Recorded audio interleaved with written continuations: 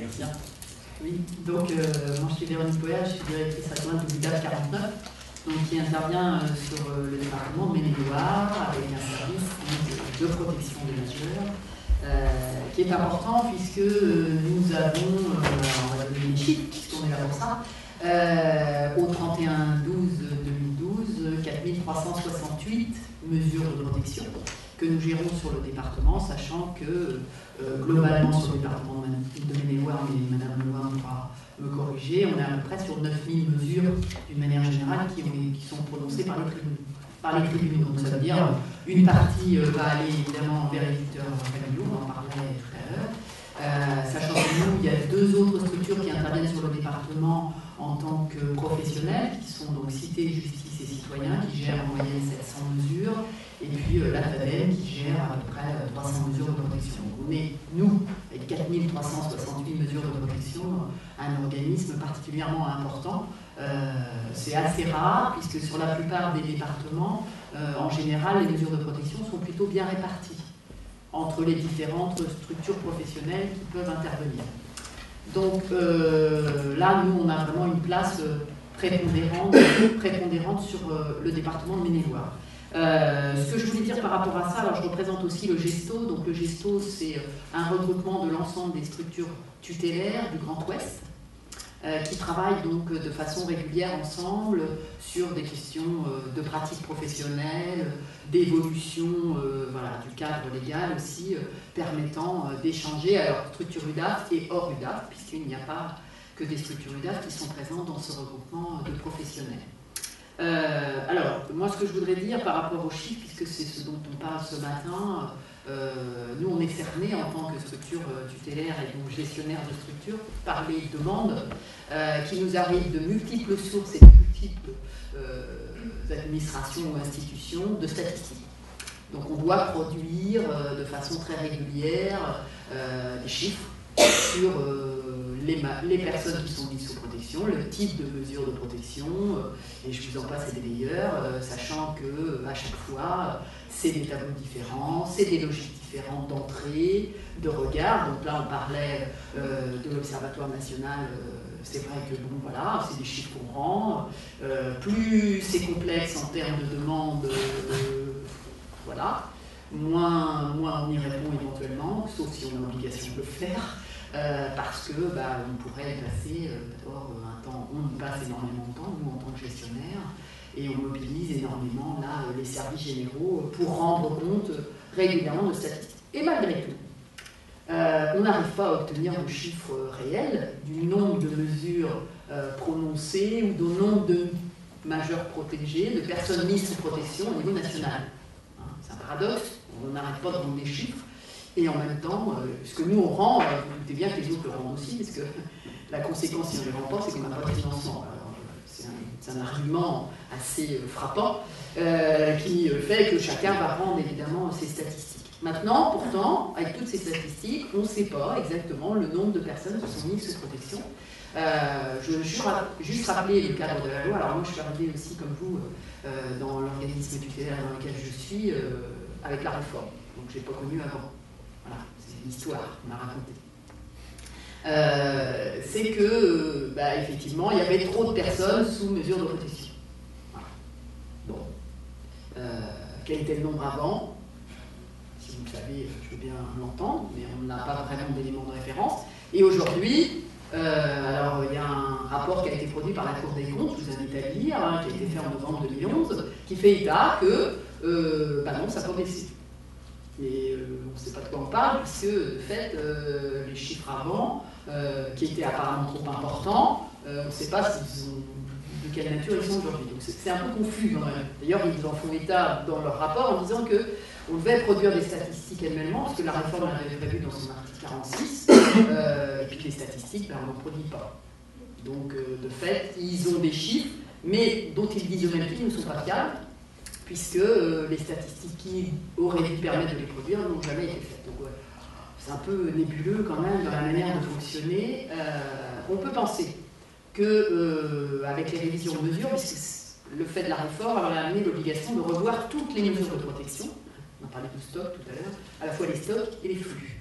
C'est pas terrible terminologie, mais bon voilà, c'est bien de ça dont il s'agit, devrait permettre, je ne sais pas si on y arrivera, d'avoir un peu un chiffre de l'ensemble des personnes mises sous protection. Sachant que mises sous protection, et on l'a bien dit, c'est à la fois les personnes sous sauvegarde, les personnes sous curatelle, sous tutelle, et également sous mesure de type MAJ, dont on sait que c'est encore un autre type de mesure, et pour le département de Maine-et-Loire, nous, il n'y en a pas. Donc déjà, voilà, on est sur des logiques qui sont complexes à comprendre, puisque la mesure administrative qui précède n'est pas mise en place par le département. Donc voilà. Il n'y a pas l'obligation de le faire non plus.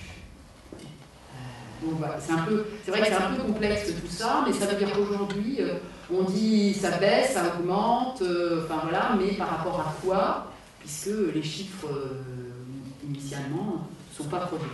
Donc la réalité pour nous, c'est qu'on se retrouve effectivement à produire des statistiques, enfin à donner un certain nombre d'informations dont l'objectif principal, il est le financement de nos structures. Et donc de permettre de mettre en face des personnes protégées, des personnes qui sont mises sous protection, des professionnels et des moyens permettant d'assurer un service de qualité auprès des usagers. Voilà.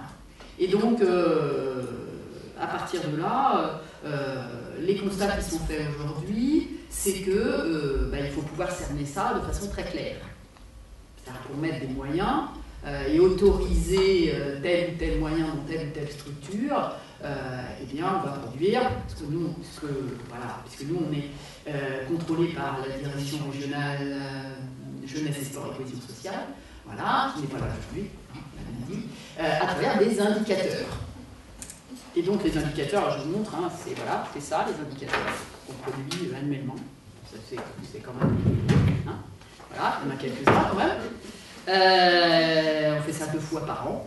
Voilà. Et ces indicateurs vont quantifier chaque mesure de protection avec des cotations. C'est-à-dire qu'une mesure de curatelle, ça coûte tant en points, une mesure de tutelle, ça coûte tant en points. Enfin bon, voilà, c'est que la personne soit à domicile, que la personne soit en établissement. Enfin, après, ça devient très complexe à comprendre. Et en tout cas, nous, on doit produire ces éléments chiffrés. Ces éléments chiffrés vont déterminer un nombre de points globaux pour un service, voilà, et ensuite on va les ramener en fonction du nombre de mesures annuelles. Vous voyez, donc bon, voilà, heureusement ça se fait automatiquement les calculs. Mais au bout du compte, ces indicateurs vont permettre de déterminer le nombre de TP, voilà, donc le nombre de professionnels que la structure va pouvoir mettre à disposition du service. Ça devient très très complexe parce que... alors c'est intéressant que ces indicateurs sont les mêmes pour tous. Donc évidemment c'est intéressant parce que ça permet aussi de comparer des éléments comparables d'un service à l'autre. Et donc de mettre sur le même plan tous les organismes tutélaires qui interviennent. Je dis tous les organismes tutélaires, pas les mandataires privés. D'accord? Eux ils rendent l'offre. Donc déjà, voilà, on est sur des logiques qui ne sont pas tout à fait les mêmes, mais bon voilà, ça c'est une réalité. Donc à partir de ces indicateurs, on regarde très précisément pour les VR, JSCS et au niveau national évidemment, ils comparent les organismes et déterminent si les indicateurs sont bons, parce qu'à partir de l'ensemble des indicateurs de la région, on fait une moyenne. Donc si on est dans la moyenne, c'est bien. Si on est au-dessus de la moyenne, on va en dessous, en plus. Et si on est en dessous, on peut espérer en avoir pour pouvoir rattraper la moyenne. Donc après, ça devient encore plus kafkaïen, mais bon, c'est comme ça. Ce qui fait qu'aujourd'hui, on est, nous, gestionnaires, censés regarder très régulièrement nos indicateurs. Il y en a 4 qui sont majoritaires, voilà, le nombre de points par rapport au nombre de mesures totales. Et c'est ce qui devrait à peu près guider en permanence l'action qu'on mène, et en tout cas les moyens qu'on va mettre à disposition. Quand on a des indicateurs, un indicateur c'est un chiffre, il ne dit pas l'organisation d'une structure.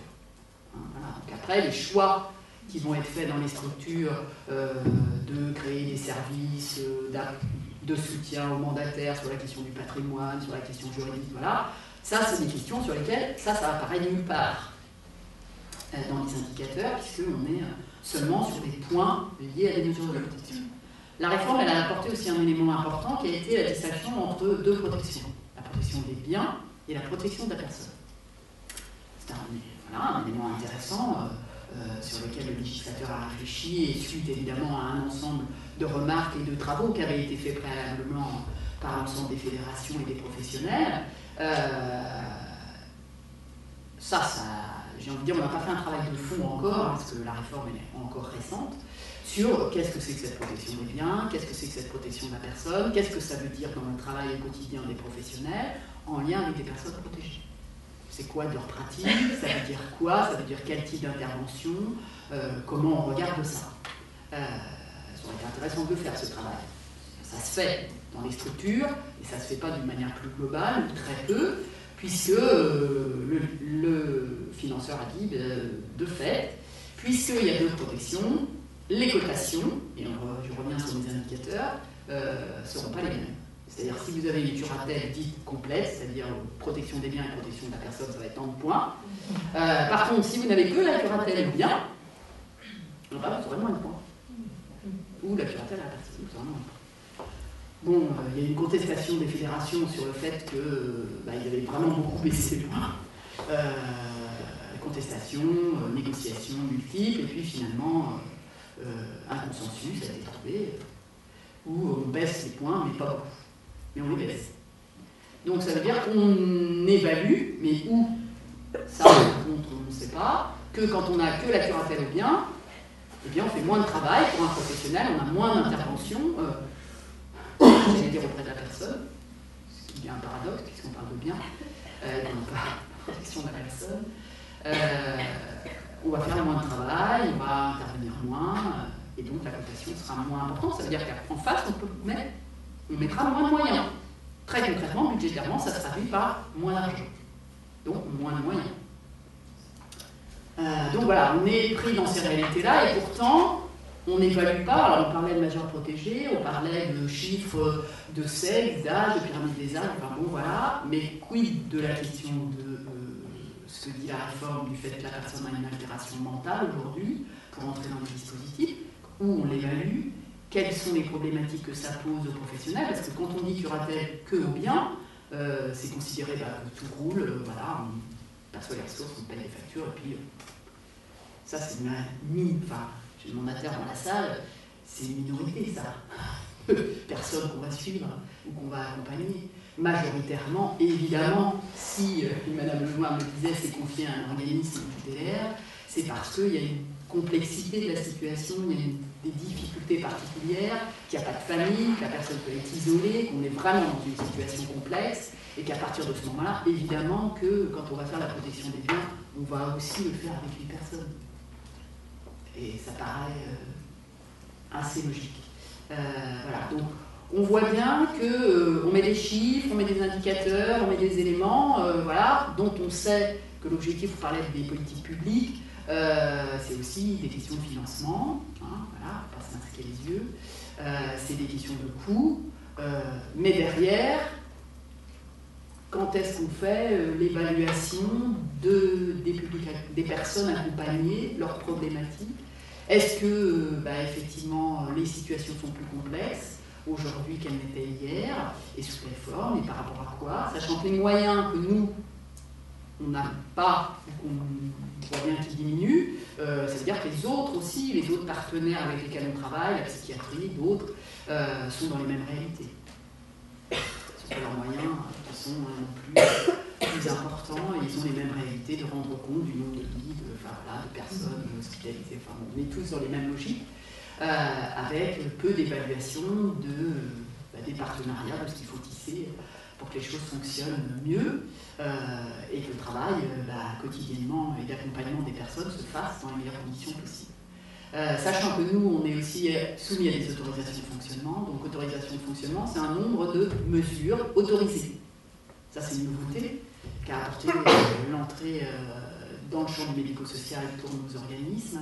Ce qui fait qu'aujourd'hui, on a, nous, un nombre autorisé de fonctionnement qui est 4360 mesures sur le département. Voilà. Si on le dépasse, il faut normalement une autorisation du préfet. Voilà. Donc il faut avoir le nez sur les indicateurs, sur le nombre de mesures. C'est un peu compliqué.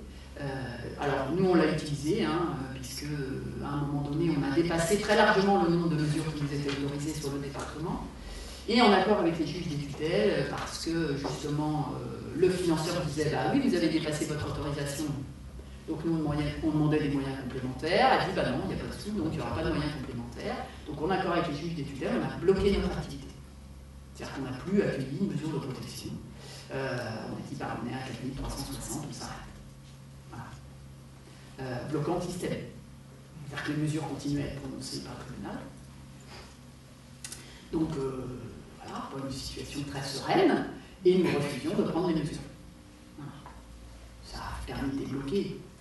Donc les chiffres peuvent aussi servir. Et nous alertions, du coup, nous envoyions au procureur de la République notre jugement, et, enfin, c'est ce que j'ai fait pour ma part, mais je pense que mes collègues ont fait la même chose, et le mot de l'UDAF ou de l'association CJC nous expliquant pour quelles raisons ils ne pouvaient pas exercer la mesure, et en attirant l'attention sur l'éventuelle